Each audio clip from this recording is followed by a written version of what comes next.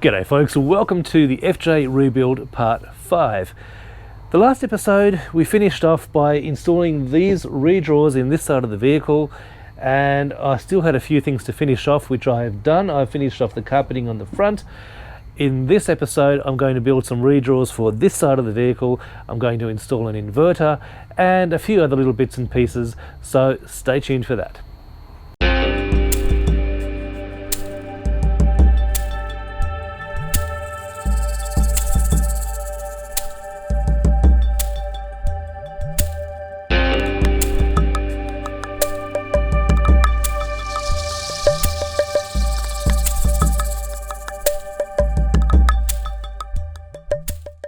So thank you very much for joining me. If you like these videos, give it a thumbs up, leave a comment. I love reading your comments. And if you want to support the channel, you can buy some merchandise. Head over to forexadventures.com.au and see if you find anything you like. But above all, click on subscribe. What have you got to lose? It's for free. Right, now that we've got that out of the way, let's get to the task at hand, the rear drawers. So since the last video, I have finished off the front. I've put some carpet on the front. I've got some nice grab handles, and so that looks okay. The top drawer, if I pull it out, you can see that I've painted it black. I've got some carpet on the inside as well, and that looks okay. It works nicely. Now the bottom drawer, now I've carpeted the inside of this slide out bit, so that's nice and looks very nice on the inside. Now I've painted it black, and I'm sure that you will notice this thing here. This is not a gas stove, this is an induction cooktop. It works via electricity. It's connected to my battery. Actually, it's connected to my inverter, and the inverter is connected to the battery. So this is an experiment. I know that a lot of people don't have induction cooktops, and it's not because they're bad. Induction cooktops are actually more efficient than any other form of heating, but it does have some requirements. You do need a decent battery to run an induction cooktop, and you do need a decent inverter.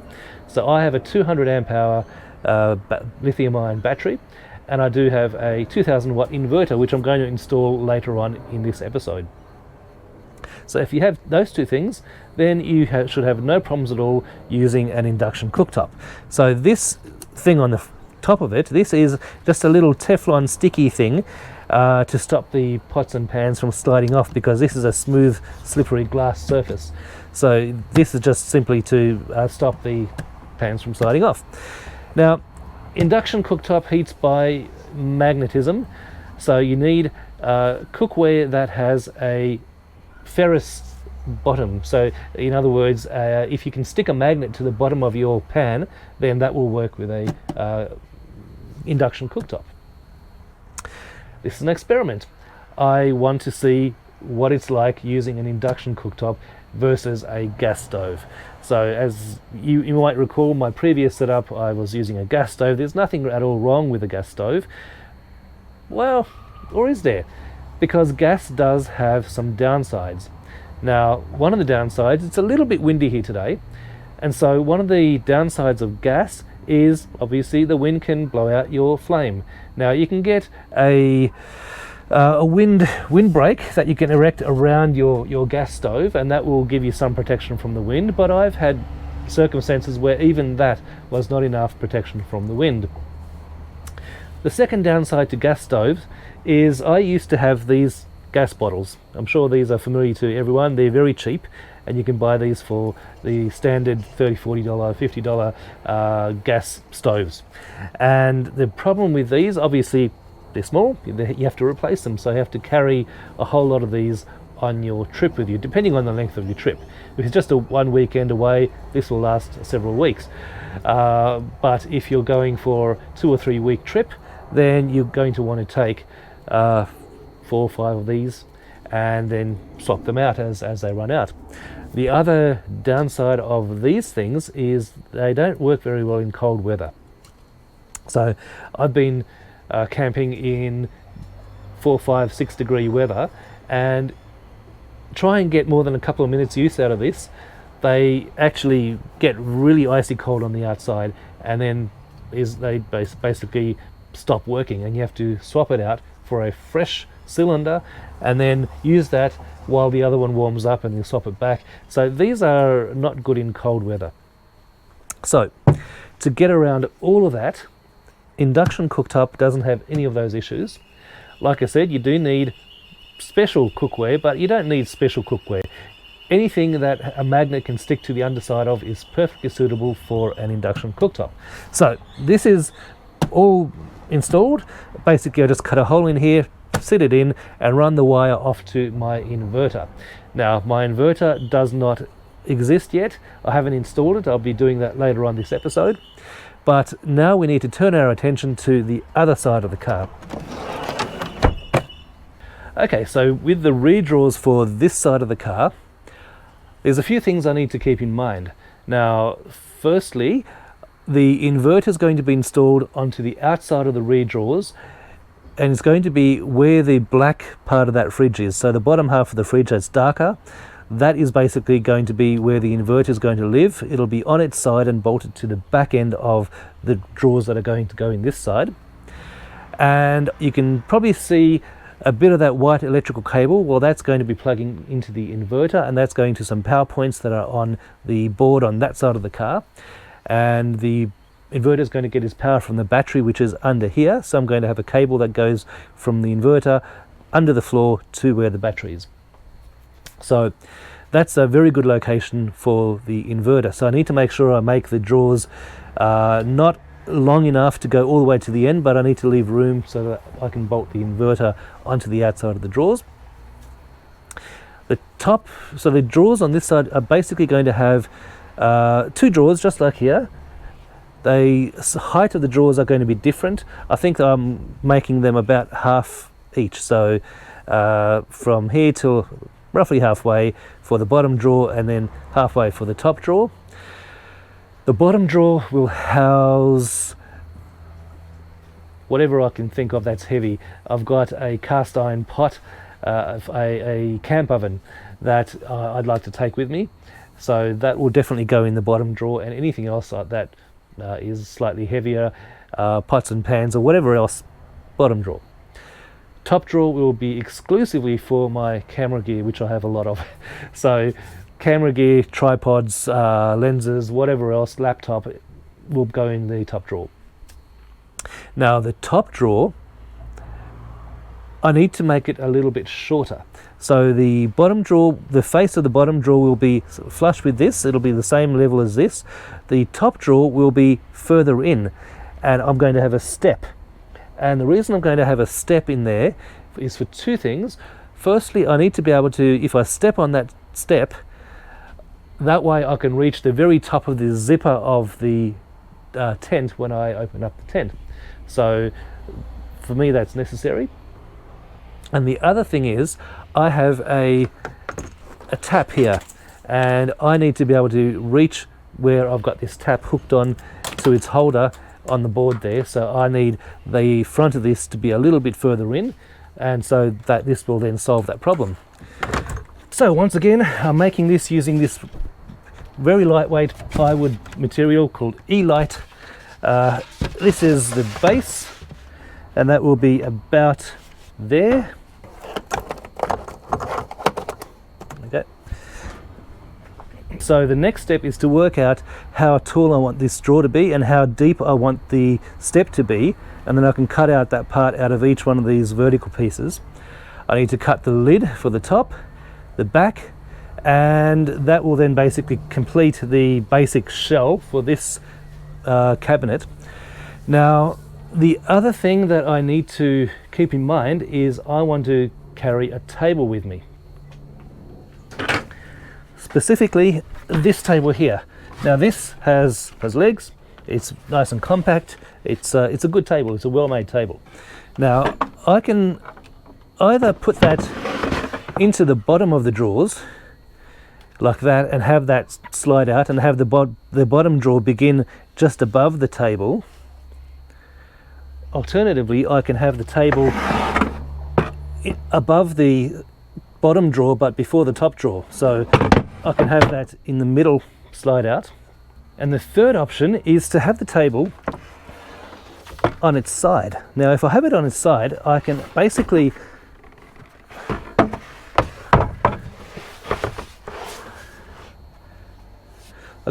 slide it in the end there. And I think I'm going to do that because that doesn't take up any space from the height of the drawers. It barely takes up maybe 2 centimeters of space from out of the width of the drawer. So I think that works really well. Okay, so I've cut out a few pieces of wood here.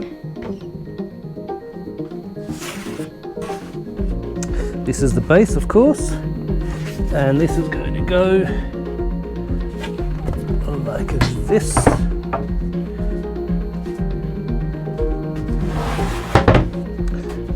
We've got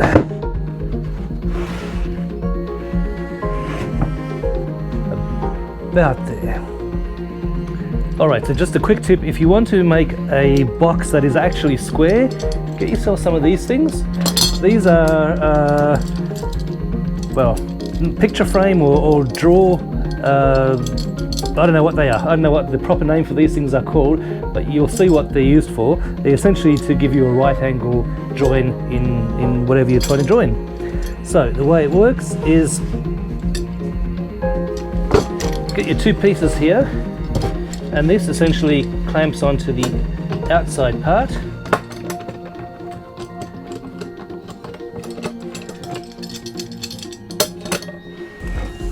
Okay, so you can see what I've done there. That is holding the 2 pieces at right angles. Same with the other side.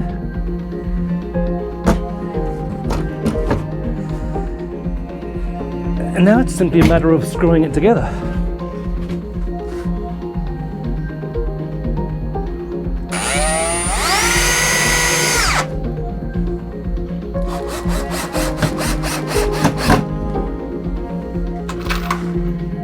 Okay, so I'm using a 3mm drill bit here. I'm just drilling pilot holes.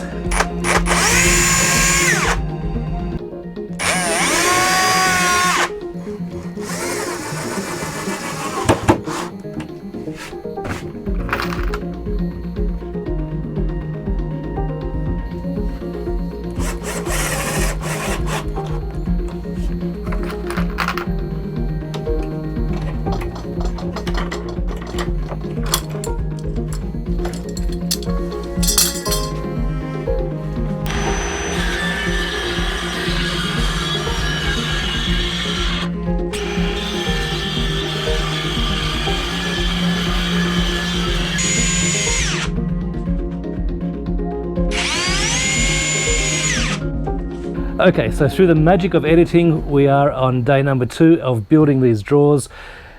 I would have kept going last night and finished the whole thing off, but unfortunately it got a little bit too dark to continue filming, so this is where I'm up to. So I've got a nice square box, and I've got a step here. As I mentioned earlier, I want to incorporate a step into the drawer so that I can actually step and reach up and grab the top of the zipper when the tent is open. So that will be good for me. Now, just for a bit of context, I mentioned that the wood that I'm using is a non-structural plywood called E-Lite, and it is extremely lightweight.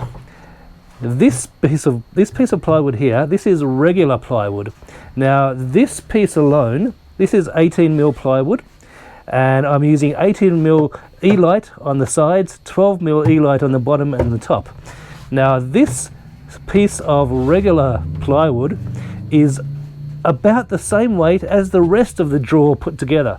That's the difference between the 2 different types of plywood. And I'm using this one because this has a slightly less flex than the E-Lite plywood. So because I'm going to be stepping onto there, I want that to be nice and strong. So this is the box that I've made so far, and you can see the weird looking profile. Now I've got, obviously this is the step and the bottom drawer, top drawer, and on the back, I'm going to spin it around. So on the back, I've sprayed this piece of wood black because this is where the inverter is going to mount. and I'm not going to put carpet on here. I'm going to carpet the rest of it, but I'm not going to carpet this part. So that is going to be for the inverter. This is a 200 amp circuit breaker, and the inverter will be connecting to my battery, and the other side of the inverter is going to go to my cooktop and a power point. Now I'll put this in the car and you can see what it looks like.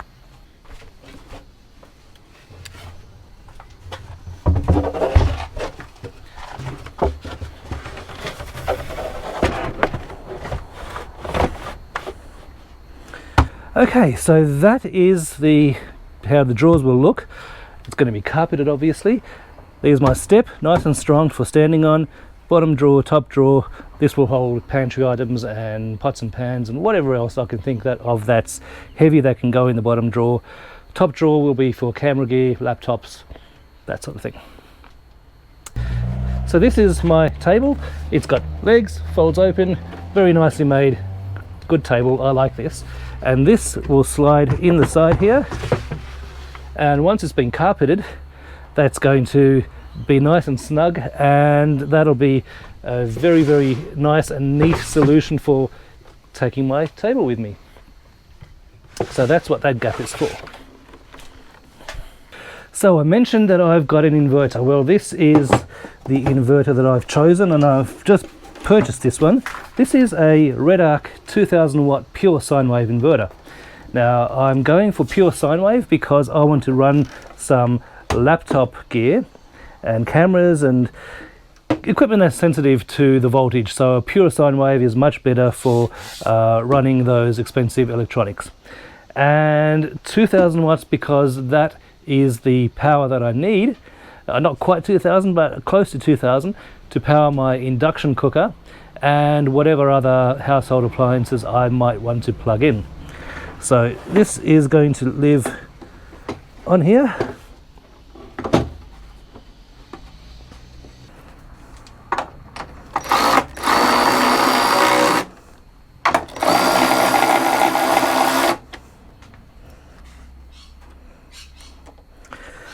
Okay, so inverter installed. Now it's just a matter of fitting this into the car, which is easy. Okay, so I've installed the drawers in the other side of the car and they look okay. They're taking shape, but they're about half finished. Now, for you, it's been about 5 seconds between the previous scene and this one, but for me, it's been 3 weeks. Now, what happened was when I came up with the design for the whole thing, I ordered all the drawer runners from a place in Perth, and they took a long time to get here. And the drawers runners that I used in these drawers, they were perfect. These are 1.4 meters long, so they go the whole length of the car. They fit perfectly. The drawer runners for this set of drawers, they were too long. They were about 5-6 centimeters too long for the size of the drawers that I built, and I can't actually make it the drawers any longer because the fridge goes behind the drawers, and I must have measured it wrong, but the drawer runners simply wouldn't fit, so I had to order 2 other sets of drawer runners. So that took about 3 weeks to arrive, hence why this video is so late. But I've got the drawers installed in the car. They fit very nicely. I actually made the bottom drawer here, and if I pull those pins down, it slides out nicely, and I've put a bunch of my stuff that I normally take with me in the drawer here. This might not all end up in this drawer, but this is just to gauge the size of the drawer, and it's actually a very nice size. So just close this up, and I'm really liking the drawer. It's a nice big drawer, so that's good. Now the step here, so as I said previously, the piece of plywood that I used across here is a standard piece of plywood, so that's very strong. It's 18 mils thick, and on top of that I have a 2mm sheet of checkerboard aluminium, which I cut and then bent at a right angle to go around the front edge, and that is super strong. Like I can stand on that, that's not going to flex at all. That is very strong. So that will be perfect for standing on, reaching the zip at the top of the tent. And it also doubles as a storage table for things, whatever I want to put on there. So I'm happy with that. that still needs a front face, a handle and carpet, and I still need to build the top drawer here, which I will do shortly. Now, some of the other things I've done while I've been waiting for the drawer runners to turn up. So this is my table, and it slides out of this gap here, and you can see that it's all carpeted nicely. And I actually created this, made this box here. It's quite a deep box, and I can store lots of things in there, but that is essentially so that the table doesn't wobble, because if that box wasn't there, the table would wobble side to side. But because the box is there, that stops it from moving side to side. It's a really nice snug fit, so I'm really happy with that. So this is the back of the same drawers that we were looking at, and there is my 2000 watt inverter that's installed, and the wiring is temporarily done. I say temporarily because this is a fuse, and I ordered a circuit breaker, and the circuit breaker has not arrived yet. I was waiting for a 200 amp circuit breaker, so temporarily I'm using a 200 amp fuse, and I've got a spare fuse, and that's going to my battery. And on this side I've got the AC output of the inverter going to a safety switch, which is here, also known as an RCD, residual current device, and that is in case of electrocution that quickly shuts the power off. And then that goes to my power point, and that's that. So that is going to be finished shortly. So as you can see, there's still a fair bit to do, but right now I'm going to finish off building these drawers and do the carpet and handle, and then at least we'll have this back end of the car mostly finished. I say mostly because there's always little things to do. And through the magic of editing, here is the finished drawer. So there's still a little bit of finishing off to do. I need to paint it black, I need to put carpet on the inside, and I need to make it ready for the camera gear. But I've got the carpet on the front, I've got a handle there, carpet on the front, handle, that works a treat. I'm very happy with that. So that is essentially the rear drawers. There's a couple of little bit of finessing still to do with the drawers until they're perfect, but that's perfectly usable now. So I'm looking forward now to eventually going out and testing it out, going camping. I still have a few things left to do. I need to mount the water tank and put the fridge back in, and a couple of little odds and ends, but we're getting there. So I think I'll leave it at that for this episode, and I'll finish off whatever is remaining to be finished off probably the next episode, and then it's time for a road test. So once again, thank you very much for watching. If you like this video, thumbs up, subscribe, comment, all that stuff, you know what to do. Thank you so much for watching. I really appreciate it. If you've watched it till the end, thank you so much. It means a lot. So until next time, see you in the next episode. Cheerio, folks. Thank you for watching this video. If you enjoyed this video, you may choose to support the channel by buying me a coffee or making a small donation via our website, 4xadventures.com.au. You can also support us by buying a beautiful cotton t-shirt, jumper or other merchandise. If you would like a t-shirt with a four-wheel drive that isn't listed, contact me via the website and I'll see what I can do. As always, your support means the world to us and goes directly towards bringing you more great content. Thanks again for watching.